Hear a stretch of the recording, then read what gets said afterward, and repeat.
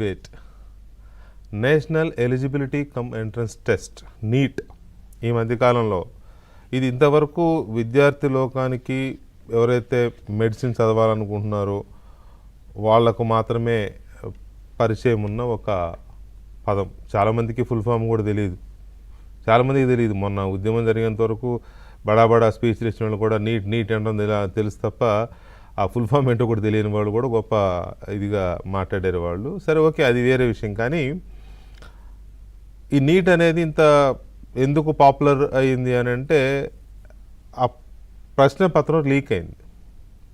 అంత ముందు కూడా అయింది, అంత ముందు సంవత్సరం కూడా అయింది. కానీ అప్పుడు ఎవరు సరే అయ్యింది, ప్రభుత్వం మళ్ళీ దాన్ని ఏదో సరి చేసింది, ఎవరి మీద కేసులు పెట్టింది, దాంతో సరిపుచ్చుకున్నారు అందరూ.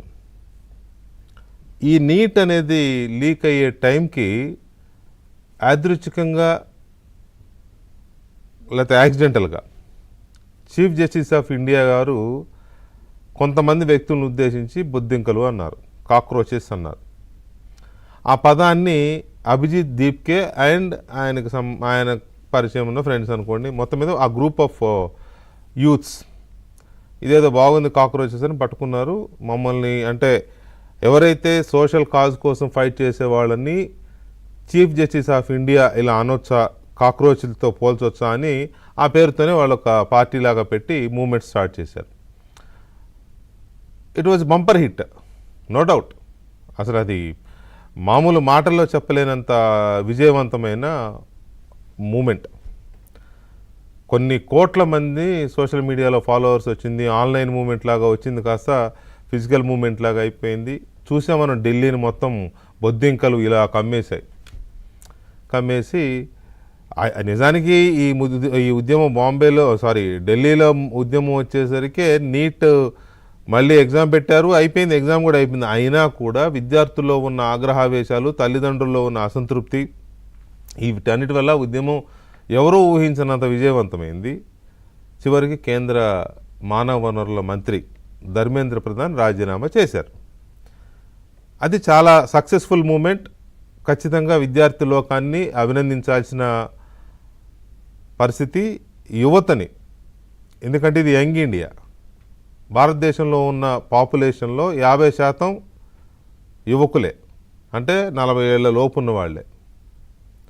కాబట్టి దిస్ ఈజ్ యంగ్ ఇండియా. ఇది యువత సాధించిన విజయం. యువత తలుచుకుంటే ఏదైనా సాధించవచ్చు. స్వామి వివేకానంద అన్నాడు, నాకు 100 మంది యువకులను ఇవ్వండి, నేను ఈ దేశ చరిత్రను మార్చి చూపిస్తానని. సో అది యువతకున్న పవర్. అయితే ఇక్కడ ఈ యువతని కానీ లేకపోతే ఇలాంటి ఆవేశాన్ని కానీ వాడుకోవాలని రాజకీయం చూస్తున్నట్టుగా మనకు బలమైన నిదర్శనాలు కనపడుతున్నాయి. యువత డెఫినెట్గా గుడ్ కాస్తో ఉంటుంది, ఎందుకంటే వాళ్ళు పొల్యూట్ అవ్వరు, వాళ్ళు కలుషితం కారు, ఆవేశంతో ఉంటారు. ఎక్కడ మంచి ఉందో, ఎక్కడ అవసరం ఉందో, ఎక్కడ ఆకలి ఉందో అక్కడికి పరుగులు తీస్తారు. ఆ పరుగులు తీసే క్రమంలో ఆ ఆవేశాన్ని ఎవరన్నా డైవర్ట్ చేస్తే అది విపరిణామాలకు దారితీసే ప్రమాదం ఉంటుంది. ఇదిగో ఇక్కడే రాజకీయం తన పనితనాన్ని చూపించే ప్రయత్నం చేస్తుందేమో అనిపిస్తుంది. ఈ దేశంలో ప్రశ్నపత్రాల లీకేజ్ అవ్వడం అనేది కొత్త కాదు. చాలా సందర్భాల్లో అయినాయి, చాలా రాష్ట్రాల్లో అయినాయి. నీట్ అయింది, అంతకుముందు నీట్గా అంటే వేరే ఇంజనీరింగ్కి సంబంధించినవి అయినాయి, చాలా అయినాయి. ఏకంగా గ్రూప్స్, రాష్ట్రాల్లో గ్రూప్స్, మన తెలంగాణలో గ్రూప్ లాంటిది, ఏపీలో గ్రూప్ లాంటివి కూడా అయినాయి. అవ్వలేదని కాదు, అవ్వకూడదు, అది కూడా క్లియర్. అయితే ఈ ప్రశ్నపత్రాల లీకేజ్ అనేది భవిష్యత్తు భారతంలో రాజకీయాలకు బ్రహ్మాస్త్రంగా మారబోతోందేమో అనేది ఒక క్లియర్ ఇండికేషన్ వస్తుంది. మీరు చూడండి, నీట్ అయిపోయిన తర్వాత ధర్మేంద్ర ప్రధాన్ రాజీనామా చేసిన తర్వాత వెంటనే పంజాబ్లో ఒక ప్రశ్నపత్రం లీక్ అయింది. అది కావాలని చేశారా, లేకపోతే కొంతమంది దుర్మార్గులు అవినీతి కోసం, డబ్బు కోసం లీక్ చేశారా, అది పక్కన పెడదాం. లీక్ అయితే అయ్యింది. అక్కడున్నది ఆ ప్రభుత్వం. అక్కడేం చేశారు, బీజేపీ వాళ్ళు మొదలుపెట్టారు. మరేంటి మీ సంగతి ఏంటి, మీ వాడిని రాజీనామా చేయించండి అని ఢిల్లీలో ఆప్ కార్యాలయం ముందు వీళ్ళు ధర్నా చేశారు. అది అలా నడుస్తుండగానే జార్ఖండ్లో పేపర్ లీక్ అయింది. అక్కడ ఒక యువ నాయకుడు అక్కడ ఆమరణ దీక్ష మొదలెట్టాడు, ఇక్కడ ప్రభుత్వంలో ఎవరో రాజీనామా చేయాలి అని. దానికి మళ్ళీ ఇవాళ దీక్ష విరమించారనుకోండి, అదే వేరే విషయం. సోనం వాంగ్చుక్ విజ్ఞప్తి మేరకు అతను దీక్ష విరమించాడు. అయితే పంజాబ్, జార్ఖండ్ ఈ రెండిట్లోనూ ఎవరో ఏదో కుట్ర చేస్తే లీక్ అయింది కాకుండా అవినీతి వల్లనో లేకపోతే కొంతమంది స్వార్థం కోసమో చేసిన లీకేజ్గానే అనుకుందాం. ఇక్కడి వరకు ఓకే, దాని మీద చర్యలు తీసుకోవాల్సిందే అనుకుందాం, ఓకే.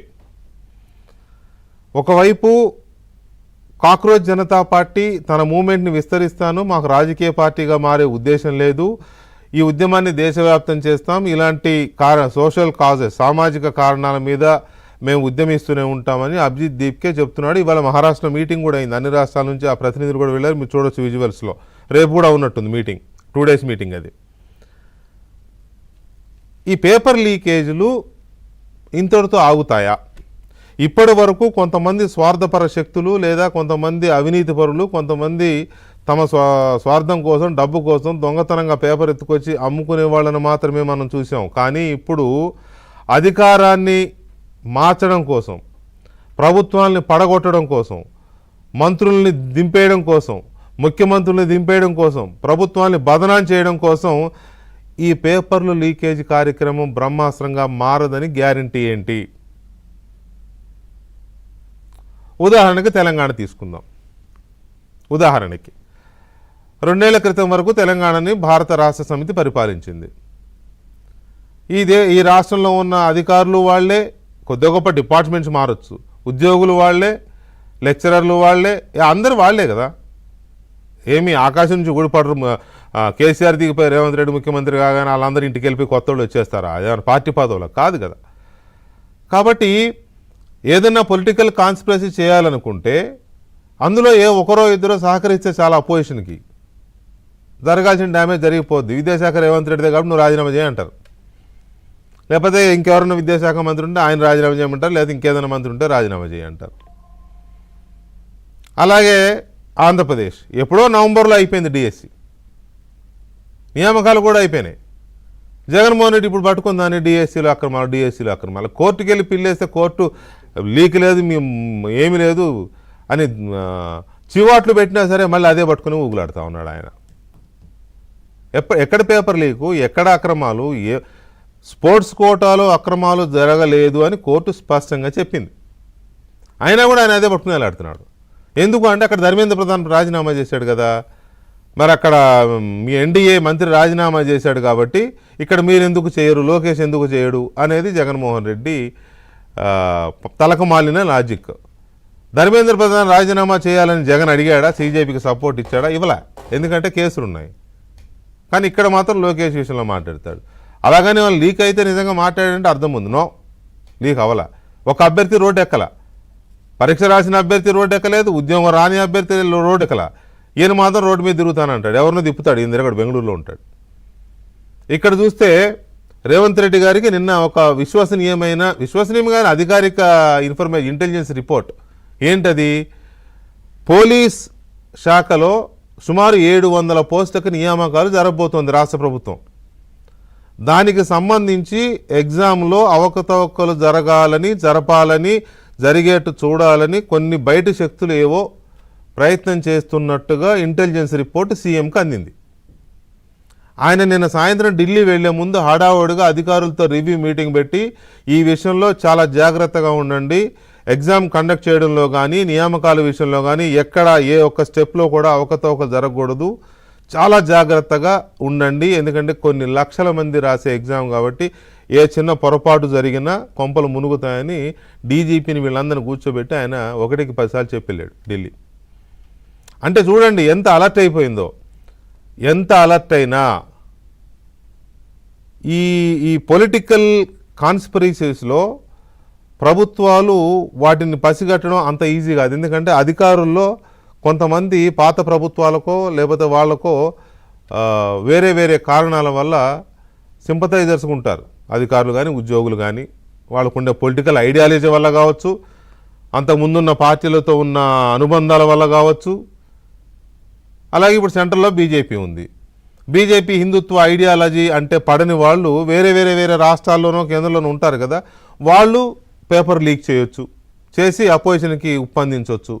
లేదా బీజేపీయేతర ఎన్డీయేతర ప్రభుత్వాలు ఉన్న రాష్ట్రాల్లో బీజేపీకి అనుకూలంగా ఉండే శక్తులు, ఉదాహరణ కర్ణాటక, తమిళనాడు లాంటి ప్రాంతాల్లో, కేరళ లాంటి రాష్ట్రాల్లో బీజేపీకి అనుకూలంగా లేదా బీజేపీ శక్తులు తమ భావజాలానికి అనుకూలంగా ఉండే కొంతమంది అధికారులు, ఉద్యోగులు లేదా ఇతరుల చేత పేపర్ లీక్ చేయించి ఆ ప్రభుత్వాన్ని ఇబ్బంది పెట్టవచ్చు. అదేమంటే ధర్మేంద్ర ప్రధాన్ రాజీనామా చేశాడు కాబట్టి మీరు రాజీనామా చేయండి. ఇది భవిష్యత్తులో జరగబోయే ముఖ చిత్రం ఇదే. అయితే ఇక్కడ ఆలోచించాల్సింది ఏంటంటే, ఈ ప్రశ్నపత్రాల లీకేజీ వల్ల బలయ్యేది ఎవరు? ఒక ముఖ్యమంత్రి, ఒక విద్యామంత్రి, ఒక ప్రభుత్వము, ఒక రాజకీయ పార్టీనా, లేక వేల లక్షల మంది విద్యార్థుల భవిష్యత్తు, తల్లిదండ్రుల ఆశలు, ఆకాంక్షల? దీనికి కామానా, ఫుల్ స్టాపా? దీనికి ఎవరు బాధ్యులు? దీనికి తోడు సుప్రీంకోర్టు ఇవాళ కామెంట్ చేసింది. విద్యార్థులు ఆందోళన చేసినా సరే ఎవరు మాట్లాడొద్దు, రాళ్ళు వేసినా సరే ఏం స్పందించొద్దు, కౌన్సిలింగ్ ఇవ్వాలి. రాళ్ళు వేస్తేనే కౌన్సిలింగ్ ఇవ్వాలంట. గౌరవ సుప్రీం న్యాయస్థానం వారు మరి ఆ రకంగా అభిప్రాయాన్ని ఎందుకు వెల్లడించారో నాకైతే తెలియదు, కానీ వారిని ప్రశ్నించే ఇది లేకపోవచ్చు. కానీ అభిప్రాయాన్ని వ్యక్తం చేస్తున్నా నేను. నిరసనలు ఉంటాయి, అది ప్రజాస్వామిక హక్కు. కానీ నిరసన శుతిమించినప్పుడు దాన్ని కంట్రోల్ చేయాల్సిన బాధ్యత అయితే నిర్వాహకులది, లేదా భద్రతా బలగాలు, పోలీస్ శాఖ, ప్రభుత్వాలది. ఎవరు ఏమీ చేయొద్దు, వాళ్ళ మానాన్ని వాళ్ళు వదిలేయండి అంటే అది దారి తప్పి హింసాత్మక రూపం తీసుకుంటే అప్పుడు ఏ కోర్టు కాపాడలేదు, ఏ కోర్టు జవాబుదారీతనం ఇవ్వదు. సో ఇలాంటి ఒక క్రూషియల్ జంక్చర్లో ఇవాళ భారతదేశ విద్యా విధానమా లేక ఉద్యోగ నియామక విధానమో ఒక ప్రమాదాన్ని ఎదుర్కొంటున్నట్టు కనబడుతుంది. పారదర్శకంగా జరగాలి, జరగకపోతే ఊరుకోము, ప్రభుత్వం భయపడాల్సిందే, పారదర్శకంగా చేయాల్సిందే అన్నంత వరకు ఓకే. కానీ అది ఒక రాజకీయ కుట్రగా మారితే మాత్రం ప్రజాస్వామ్యానికే పెనుముప్పు. ఇలాంటి అవరోధాలు ఎంతవరకు ఉన్నాయి, ఈ ప్రమాదం ఎంతవరకు ఉంది, ఎందుకు రాజకీయ పార్టీలు, ప్రతిపక్ష పార్టీలు, రాష్ట్రాల్లో అయితే అధికారంలో లేని పార్టీలు, కేంద్రంలో అయితే అధికారంలో లేని పార్టీలు ఇలాంటి అవకాశాలను ఎలా ఉపయోగించుకుంటున్నాయి? ఈ అంశాల మీద మాట్లాడదాం ఒక చిన్న బ్రేక్ తర్వాత.